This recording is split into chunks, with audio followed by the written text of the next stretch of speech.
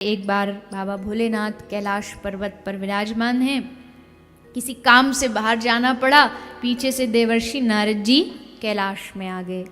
मैया पार्वती समक्ष खड़ी थी। मैया पार्वती ने नारद जी को प्रणाम किया। गुरुदेव पधारे हैं, आइए महाराज, क्या सेवा करूं? बोले नहीं नहीं देवी, सेवा वेवा कुछ नहीं, पहले आप बस ये भोलेनाथ जी को जाके बोल दो कि नारद जी आए हैं आपका दर्शन करने।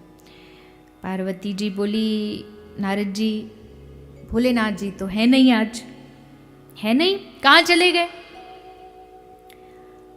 पता नहीं नारद जी कहाँ गए हैं, पता नहीं, बता करके नहीं गए? बोले नहीं, बता करके तो नहीं गए, लेकिन कहीं जाते हैं कोई कामवश तो आपको बता के नहीं जाते? पार्वती जी बोली नहीं नहीं, बता के तो कभी कभी तो जाते हैं, पर आज तो नहीं गए। नारद जी बोले लो, हद हो गई। हम सोचते थे कि बाबा भोलेनाथ और मैया पार्वती जैसा प्रेम तो दुनिया में कहीं नहीं होगा, पर ये तो यहाँ भी गड़बड़ है। बिन बताए जा रहे हैं, इसका मतलब कुछ तो गड़बड़ है। और जब आपको ये इतनी छोटी छोटी सी बात नहीं बताते तो वो बड़ी वाली बात तो कतई नहीं बताई होगी। पार्वती जी बोली कौन सी बड़ी वाली बात? नारद जी बोले हम क्यों बीच में बदनाम हो, हम क्यों बताएं? वैसे ही लोग हमें बदनाम करते, नारद जी यहाँ की वहाँ लगाते, हम काय को बताएं? पार्वती जी बोले अब तो कुछ भी हो जाए, बिन बताए तो जाने दूंगी नहीं। नारद जी बोले आपको पता है उनके गले में मुंडों की माला किसकी है? नहीं पता। आपको पता है आपसे पहले उनके कितने विवाह हो चुके हैं, ये पता है? पार्वती जी एकदम चुप, विवाह हो चुके हैं? अजी हमें तो बताया ही नहीं। नारद जी बोले अब देखो, मैं तो तुम्हारा हित चाहता था सो बता दिया, पर ये मत बताना नारद ने बताया। पार्वती जी बोली नहीं नहीं, आप कतई चिंता मत करो गुरुजी, हम अभी आने दो, अभी सारे अपने प्रश्नों के उत्तर मांग लेंगे। नारद जी चले, आ ही रहे थे, उधर से शंकर जी आ रहे थे। भोलेनाथ जी देखा नारद बड़ी हड़बड़ी में जा रहे। भोलेनाथ जी ने पूछा नारद जी क्या, कहाँ से? बोले महाराज कैलाश से आ रहा हूँ, जरा जल्दी जाइए, आपको मैया जी याद कर रही हैं। भोलेनाथ जी समझ गए कि ये कुछ तो करके आए हैं। भोलेनाथ जी पहुँचे।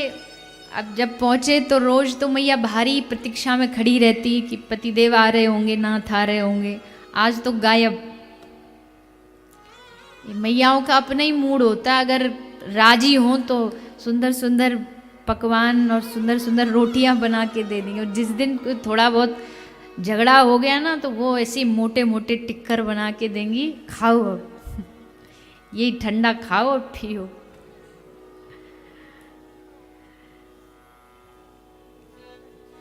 तो श्री भोलेनाथ जी पहुंच गए, देखा पार्वती जी आज रुष्ट हैं। तो भोलेनाथ जी ने आवाज लगाई, पार्वती अरे सुनो तो, देखो हम आ गए, थोड़ा बाहर तो आ जाओ। मैया चुप एकदम। फिर से भोलेनाथ जी बोला जी सुनती हो, सुन तो लो। तो भीतर से आवाज आई, नहीं नहीं अब मैं नहीं सुनूंगी, अब तो अपनी पहली वाली को जाके सुनाओ आप। भोलेनाथ जी बोले मामला गंभीर है, पहली दूसरी पे आ गई तो मतलब अब कुछ गड़बड़ है। भोलेनाथ जी आए, क्या हुआ, क्यों रुष्ट हो, क्या बात है? ले हमसे बात मत करो, हम समझते थे आप हमसे बड़ा प्रेम करते हो, हमसे कुछ छुपाते नहीं, पर आपने तो हमसे इतनी सारी बात छुपाई। पर छुपाई कौन सी बात? ले आपने आज तक हमें नहीं बताया ये गले में आपके मुंडों की माला आप क्यों पहनते हो, क्यों धारण करते हो? आपने आज तक हमें नहीं बताया, आप हमसे पहले ही विवाहित हो, इतनी बड़ी बात हमसे छुपाई। वो तो भलाओ नारद जी का जो समय रहते बता गए। अब मैयाओं के पेट में कोई बात पचती नहीं है। कोई किसी ने सच कहा है, किसी भी खबर को आपको वायरल कराना हो ना तो किसी मैया को बता दो, और उसके साथ साथ एक बात ये जरूर बोल देना, किसी को बताना मत। फिर वो जो दूसरी वाली को भी बताएगी वो यही कह के बताएगी कि देख उन्होंने तो मना किया था, किसी को बताना मत, तू मेरी अपनी है इसलिए तुझे बता रहे हैं। और अपनी अपनी करते करते पूरी शहर में आग के जैसे फैल जाएगी। मैयाओं का तो खैर, कथा में भी आएंगी ना, 3 घंटे में दोस्ती हो जाती है उनकी। कोई अनजान साइड में आके बैठ गई, अकेली आई है? नहीं। तेरे वो भी आए हैं? हाँ वो भी आए। सास है कि गई? नहीं अभी तो है। अच्छा, कहाँ रहती? सारी हिस्ट्री, सारा खानदान कथा में, बस एक कोई थोड़ा बहुत एंकर बोलने लग जाए, पूरी। अच्छा भी है, ज़्यादा नहीं बोलूँ, नहीं कल से आना ही बंद कथा में, क्योंकि ये तो प्रमाण है ना कथाओं में। बेचारे अभी भी देख लो आप, इतने एक कोने में बैठे हैं यहाँ। ये जो पुरुषों की लाइन है ना, 2 या 3 लाइन है, सारी घेरे बैठी है मैया। एक नारी सब पे वारी। माताओं का अच्छा है, ठाकुर जी ऐसा स्वभाव दिया माताओं को। विज्ञान भी कहता है ना, जो हार्ट अटैक आता है वो पुरुषों को ज़्यादा आता है, मैयाओं को कम आता है। क्यों? क्योंकि पुरुष बात को मन में धरते जाते हैं, और मैया जो आया सो, जैसे मशीन गन से गोली निकलती है ना ठाए ठाए, वैसे सब बाहर उगल देती है। इतना मैयाओं को रस रसगुल्ले में नहीं आता जितना एक दूसरे की चुगली करने में आता है। एक मोहल्ले की महिलाओं ने एक व्हाट्सएप ग्रुप बनाया। ग्रुप का नाम क्या रखा है मालूम है? आओ बहन चुगली करें। तो उसमें, खैर मैयाओं ये सब आपके हंसी के लिए है, कोई ऐसा ना समझे। माताएं तो माताएं होती हैं, पूरे घर को संभालने वाली गृहिणी सब कुछ संभालती है। तो मैया ने कहा कि वो तो नारद जी का भला हो, हमें समय पे सब बता गए, सब समझा गए, नहीं तो आप तो कभी बताते ही नहीं। भोलेनाथ जी बड़े हंसे। अरे पार्वती तू बड़ी भोली है। अरे तूने बात को, नारद ने झूठ नहीं कहा लेकिन आधा सच बताया, और पार्वती आधा सच झूठ से भी ज्यादा खतरनाक होता है। इसलिए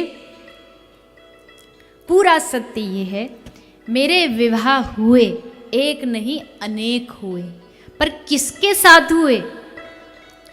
कोई और नहीं थी। हे पार्वती तुम ही हर अवतार में कभी सती बनी, कभी दुर्गा बनी, कभी कालरात्रि बनी। हर अवतार में मैंने तुम्हारे साथ विवाह किया है, किसी और के साथ नहीं। और ये जो गले में मुंडों की माला है, इसमें आधे से ज़्यादा भक्त वैष्णव दैत्यों के और कुछ सर आपके हैं। तो प्रभु ये बताइए कि हर जन्म में मैं तो बदल जाती हूँ, आप अमर रहते हैं, ऐसा कैसे? भोलेनाथ जी ने बताया, पार्वती मैंने अमर कथा सुन रखी है। पार्वती जी ने जिद की कि मुझे भी वही कथा सुननी है। तब भोलेनाथ जी मैया को पृथ्वी पर लाए, अमरनाथ में ला करके अमर कथा को श्रवण कराया, भागवत श्रवण कराई। कथा चल ही रही थी, तभी बीच में श्री राधा रानी ने गोलोक धाम से शुकदेव जी को भेजा कि जाओ शुक शंकर जी से कथा श्रवण करो।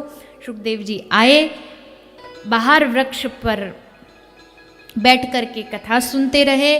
मैया पार्वती कथा सुनते सुनते बीच में हुंकार भर रही थी, लेकिन जब महाराज की कथा आई तो उसमें डूब गई, हुंकार भरना भूल गई, आंखें बंद हो गई, समाधि लग गई।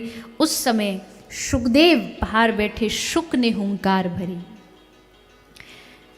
कथा शंकर जी सुनाते रहे, आंखें बंद थी, सोचा पार्वती सुन रही है। लेकिन जब कथा विश्राम हुई तब पता चला कि पार्वती तो समाधि में थी, कथा किसी और ने सुनी है, मेरी कथा की किसी ने चोरी की है। ये सोच के शंकर जी बाहर आए, त्रिशूल निकाला, उस शुक को मारने दौड़े। शुक भागा, उड़ते उड़ते उड़ते व्यास जी के आश्रम में पहुंचा। व्यास जी की पत्नी माँ वीटिका छत पर थी, जमाई ली, जैसे मुंह खोला, शुक सूक्ष्म रूप बना के मंत्रोच्चारण के द्वारा माँ वीटिका के गर्भ में प्रवेश कर गए। 12 वर्ष तक विटिका के गर्भ में रहे। 12 वर्ष बाद माता के गर्भ से जन्म हुआ। जन्म होते ही नाभि नाड़ी को सुखदेव जी ने पकड़ के तोड़ दिया। जंगल में भागे, पीछे पीछे व्यास जी भागे। पुत्रेति विरह कातर आजुहावह, पुत्र के विरह में हे शुक रुक जा, हे शुक रुक जा। और सुखदेव जी ने एक न सुनी, चले गए जंगल में। उदास व्यास जी वापस आ गए, अपने आश्रम में उदास बैठे हुए थे। तभी वहाँ नारद जी का आगमन हुआ। नारद जी ने पूछा, क्या बात है, इतनी चिंता, एक ऋषि के आश्रम में इतनी अशांति, क्या कारण है आपकी अशांति का? तो बताया व्यास जी को, नारद जी को व्यास जी ने, नारद जी क्या बताऊं, मैंने 17 पुराणों की रचना की पर अभी तक मेरा मन शांत नहीं है, क्या करूं? आगे भविष्य बड़ा खतरनाक आने वाला है, उस समय के लिए कोई ग्रंथ लिख सकूं, ऐसा कोई उपाय बताइए। तब नारद जी ने कहा, हे व्यास जी, आपने 17 पुराणों की रचना की पर उसमें कहीं भी विशुद्ध कृष्ण भक्ति का उल्लेख नहीं किया।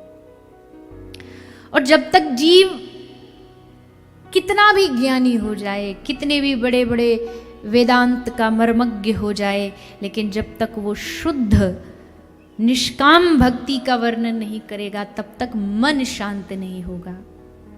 मैं खुद नारद क्यों बावरे जैसा वीणा लेके नारायण नारायण नारायण ये जाप करता करता घूमता हूं। पूर्व जन्म की नारद जी ने कथा सुनाई। ब्रह्मा जी से नारद जी उत्पन्न हुए। ब्रह्मा जी ने नारद जी को 4 श्लोक दिए। उन्हीं 4 श्लोकों को नारद जी ने व्यास जी को दिया और कहा, इन 4 श्लोकों से आप एक ग्रंथ की रचना कीजिए। व्यास जी ने उन्हीं 4 श्लोकों को समाधि में बैठ गए, जो जो दिखाई देता गया उसको लिखते गए और वही श्रीमद् भागवत के 18,000 श्लोक की रचना हो गई।